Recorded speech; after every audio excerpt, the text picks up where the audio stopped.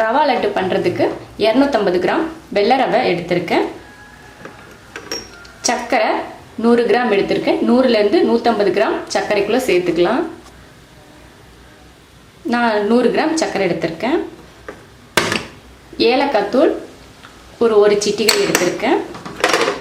முந்திரி திராட்சை நமக்கு விருப்பப்படி எவ்வளோ வேணுமோ அவ்வளோ சேர்த்துக்கலாம். அதிகம் வேணுனாலும் அதிகம் சேர்த்துக்கலாம், போடாமல் கூட இருக்கலாம், அது ஒன்றும் ப்ராப்ளம் இல்லை.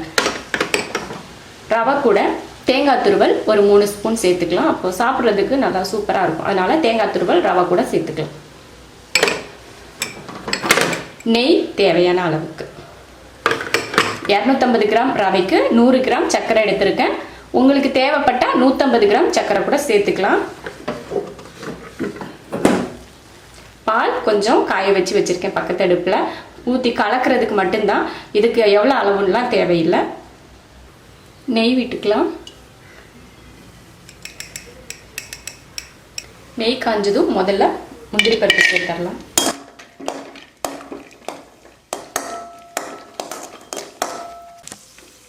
முந்திரி வறுத்ததும் அடுத்து திராட்சை சேர்த்துக்கலாம்.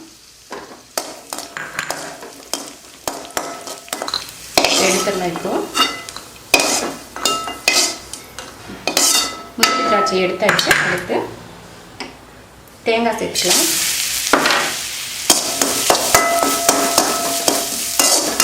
இது கூடவே ரவையும் சேர்த்துக்கலாம்.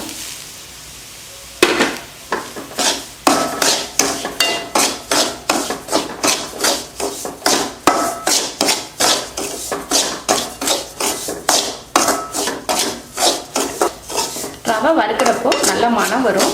அப்போ ஆஃப் பண்ணிக்கலாம். ரொம்ப கருக விடாமல் வறுத்துக்கணும், இல்லைன்னா லட்டு வந்து ப்ரௌன் கலராக தெரியும். அதனால ரொம்ப கருக விடாமல் பக்குவமாக கிளறணும். அடுப்பை சிம்லேயே வச்சுக்கோங்க கிளறப்போ.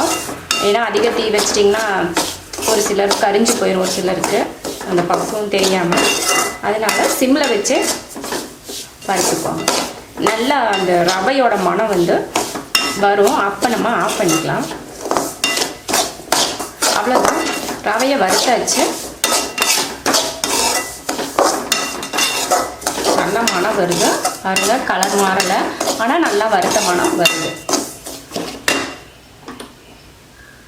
இதில் ஏலக்காய் தூள் சேர்த்துக்கலாம். ஏலக்காய் தூள் வந்து மனம் பிடிச்சா சேர்த்துக்கோங்க, இல்லைன்னா வேண்டாம். அதையும் கலந்து விட்டுட்டு சர்க்கரையும் சேர்த்துலாம். சூடோடையே சர்க்கரை சேர்த்துடலாம். ஏன்னா நம்ம சர்க்கரை வந்து பவுட்ரு பண்ணி போடலை, முழுசாக தான் போடுறோம். அதனால் சூடோடையே சேர்த்துக்கலாம்.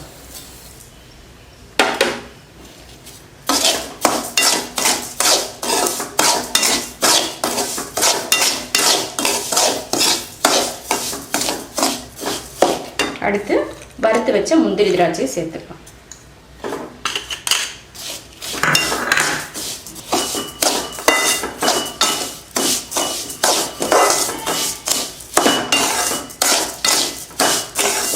அவ்வளோதான். இப்போ அடுப்பை ஆஃப் பண்ணிடலாம். அடுப்பு இவ்வளோ நேரம் சிம்லையே தான் இருந்துச்சு, ஹை ஃப்ளேமில் வைக்கல. இப்போ ஆஃப் பண்ணியாச்சு. இப்போது தொட்டு பார்த்தா ரொம்ப சூடாக இருக்குது. இது கொஞ்சம் நம்ம உருண்டை பிடிக்கிற அளவுக்கு கொஞ்சம் சூடு ஆறட்டும். அதுக்கப்புறமா நம்ம பால் ஊற்றி உருண்டை பிடிச்சிக்கலாம். ஒரு 10 நிமிஷம் கூட தேவையில்லை, ஒரு 5 நிமிஷம் வெயிட் பண்ணிவிட்டு அதுக்கப்புறமா நம்ம உருண்டை பிடிக்கிறதுக்கு ஸ்டார்ட் பண்ணிக்கலாம்.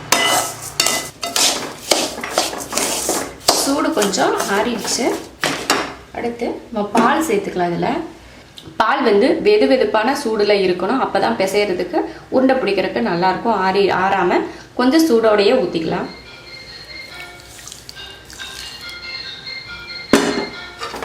போட்டு அதிகம் கலந்துக்கலாம்.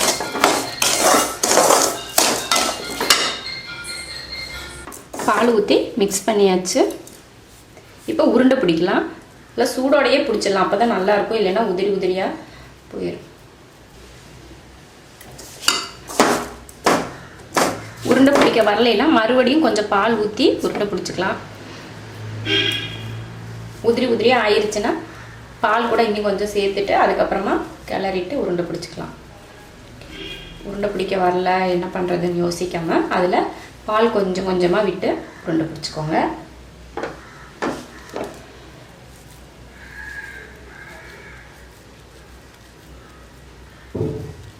நல்லா நம்ம கைக்கு சூடு பொறுக்கிற அளவுக்கு சூடு இருக்கிறப்ப உருண்டை பிடிக்கணும். ரவா லட்டு உருண்டை பிடிச்சாச்சு. ரொம்ப ஈஸியாக பாருங்கள், 10 நிமிஷத்தில் லட்டு ரெடி ஆயிடுச்சு. நீங்களும் இது போல் ரவா லட்டு பண்ணி பாருங்கள், எல்லாருக்கும் ரொம்ப பிடிக்கும். ரொம்ப ஈஸியாகவும் இருக்கும். இது 1 வாரம் வரைக்கும் கெட்டு போக, நல்லா சூடு ஆற வச்சுட்டு எடுத்து வரதை டப்பாவில் போட்டு வச்சிட்டிங்க, 1 வாரம் வரைக்கும் கெட்டு போகாமல் இருக்கும். 1 மாதம் வரைக்கும் கூட கெடாது ஃப்ரிட்ஜுக்குள்ளே வச்சுட்டோம்னா. 16-17 லட்டு வந்திருக்கு. ஒரு 1/4 கிலோ ரவை தான், வெள்ளை ரவை, அதுலேயே 16 லட்டு வந்திருக்கு. நீங்களும் இதே போல் லட்டு பண்ணி பாருங்கள், ரொம்ப நல்லாயிருக்கும். ஈஸியாக ஒரு 10 நிமிஷத்தில் ரெடி ஆயிடும். அந்தளவுக்கு ரொம்ப ஈஸி. நீங்களும் ட்ரை பண்ணி பாருங்கள். பிடிச்சிருந்தா லைக் பண்ணுங்கள், மற்றவங்களும் பார்க்கணும்னு நினச்சா ஷேர் பண்ணுங்கள், மறக்காமல் சப்ஸ்கிரைப் பண்ணுங்கள். நன்றி.